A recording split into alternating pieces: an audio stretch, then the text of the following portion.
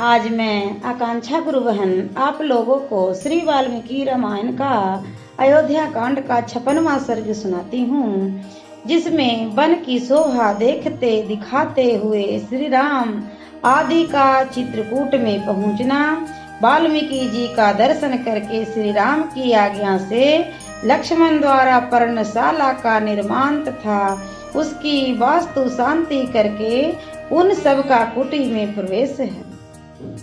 तदंतर रात्रि व्यतीत होने पर रघुकुल शिरोमणि श्री राम ने अपने जागने के बाद वहां सोए हुए लक्ष्मण से को धीरे से जगाया और इस प्रकार कहा।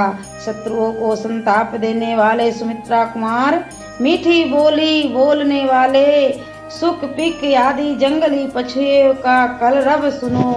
अब हम लोग यहाँ से प्रस्थान करें, क्योंकि प्रस्थान के योग्य समय आ गया है। सोए हुए लक्ष्मण ने अपने बड़े भाई द्वारा ठीक समय पर जगा दिए जाने पर निद्रा, आलस तथा राह चलने की थकावट को दूर कर दिया। फिर सब लोग उठे और यमुना नदी के शीतल जल में स्नान आदि करके ऋषियों मुनियों द्वारा सेवित चित्रकूट के उस मार्ग पर चल दिए। उस समय लक्ष्मण के साथ वहां से प्रस्थित हुए श्री राम ने कमल नयनी सीता से इस प्रकार कहा। विदेह राजनंदनी, इस बसंत ऋतु में सब ओर से खिले हुए इन पलाश वृक्षों को तो देखो, ये अपने ही पुष्पों से पुष्प कमलधारी से प्रतीत होते हैं और उन फूलों की अरुण प्रभा के कारण प्रज्वलित होते से दिखाई देते हैं। भिलावे और बेल के पेड़ अपने फूलों और फलों से के भार से झुक गए हैं। दूसरे मनुष्यों का यहाँ तक आना संभव न होने से उनके द्वारा उपयोग में नहीं लाए गए हैं, अतः निश्चय ही इन फलों से हम जीवन निर्वाह कर सकेंगे। फिर लक्ष्मण से कहा, लक्ष्मण देखो, यहाँ के एक एक वृक्ष में मधुमक्खियों द्वारा लगाए और पुष्ट किए गए मधु के छत्ते कैसे लटक रहे हैं। इन सब में एक एक द्रोण मधु भरा हुआ है। वन का यह भाग बड़ा ही रमणीय है। यह फूलों की वर्षा सी हो रही है और सारी भूमि पुष्पों से आच्छादित दिखाई देती है। इन वन प्रांत में यह चातक पी कहाँ की रट लगा रहा है, उधर वह मोर बोल रहा है, मानो पपीहे की बात का उत्तर दे रहा हो। यह रहा चित्रकूट पर्वत, इसका शिखर बहुत ऊंचा है। झुंड के झुंड हाथी उसी ओर जा रहे हैं और वहाँ बहुत से पक्षी चहक रहे हैं। तात जहाँ की भूमि समतल है और जो बहुत से वृक्षों से भरा हुआ है, चित्रकूट के उस पर्वत कानन में हम लोग बड़े आनंद से विचरेंगे। सीता के साथ हम दोनों भाई श्री राम और लक्ष्मण पैदल ही यात्रा करते हुए यथा समय रमणीय एवं मनोरम पर्वत चित्रकूट पर जा पहुँचे। वह पर्वत नाना प्रकार से पक्षियों से परिपूर्ण था। वहाँ फल मूलों की बहुतायत थी और स्वादिष्ट जल पर्याप्त मात्रा में उपलब्ध था। उस रमणीय शैल के समीप जाकर श्री राम ने कहा, सौम्य, यह पर्वत बड़ा मनोहर है। नाना प्रकार के वृक्ष और लताएं इसकी शोभा बढ़ाती है। यहाँ फल मूल भी बहुत है। यह रमणीय तो है ही, मुझे जान पड़ता है कि यहाँ बड़े सुख से जीवन निर्वाह हो सकता है।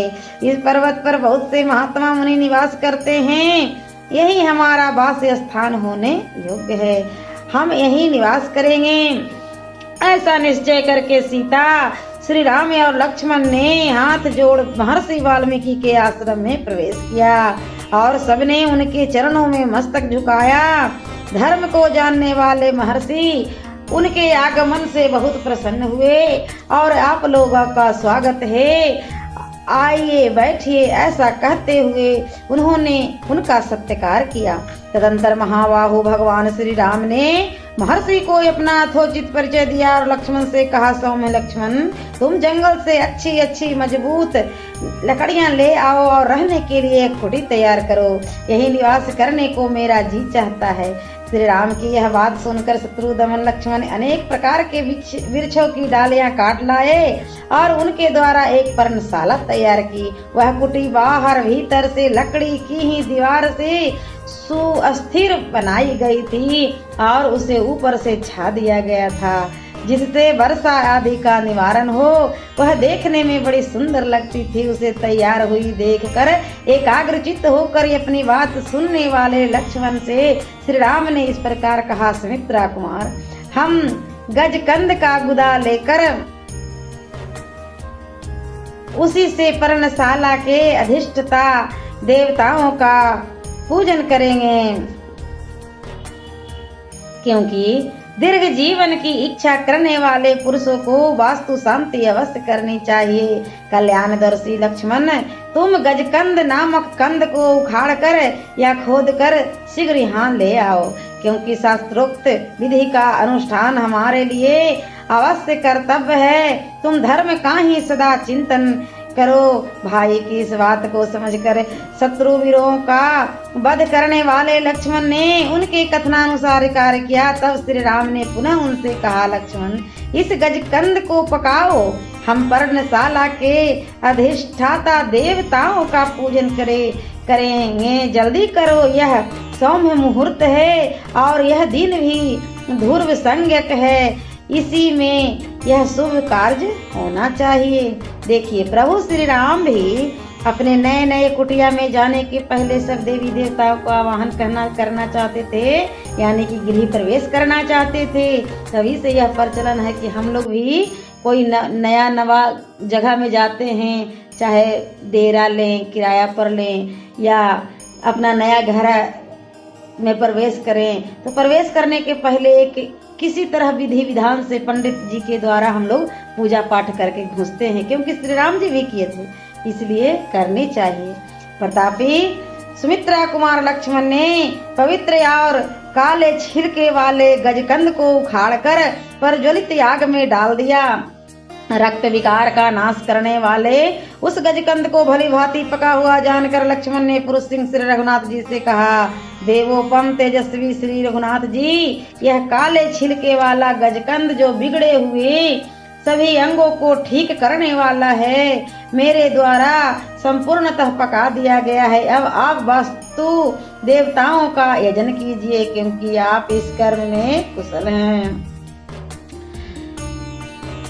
सद्गुण संपन्न तथा जप कर्म के ज्ञाता श्री रामचंद्र जी ने स्नान करके शौच संतोष आदि नियमों का पालन पूर्वक संक्षेप में उन सभी मंत्रों का पाठ एवं जप किया, जिनसे वास्तु यज्ञ की पूर्ति हो जाती है। समस्त देवताओं का पूजन करके पवित्र भाव से श्री राम ने पर्णकुटी में प्रवेश किया।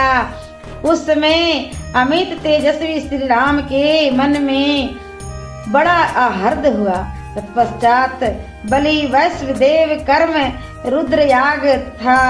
वैष्णव याग करके श्री राम ने वास्तु दोष की शांति के लिए मंगल पाठ किया। नदी में विधि पूर्ण स्नान करके न्यायतः गायत्री आदि का जप करने के अनंतर श्री राम ने पंचसुना आदि दोषों की शांति के लिए उत्तम बलि कर्म संपन्न किया।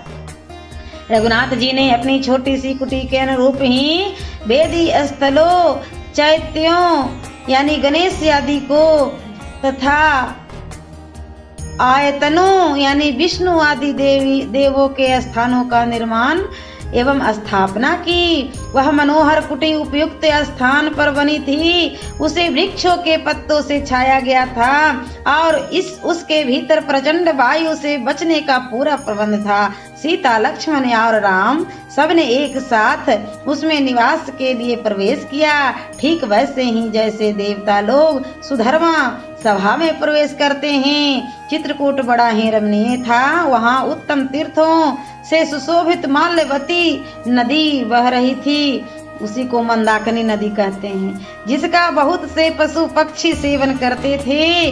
उस पर्वत और नदी का सांगिन्य पाकर श्री रामचंद्र जी को बड़ा हर्ष और आनंद हुआ। वे नगर से दूर वन में आने के कारण होने वाले कष्ट को भूल गए। सियावरे रामचंद्र की जय। और मैं अगले वीडियो में अयोध्या कांड का सतावन सर्ग सुनाऊंगी।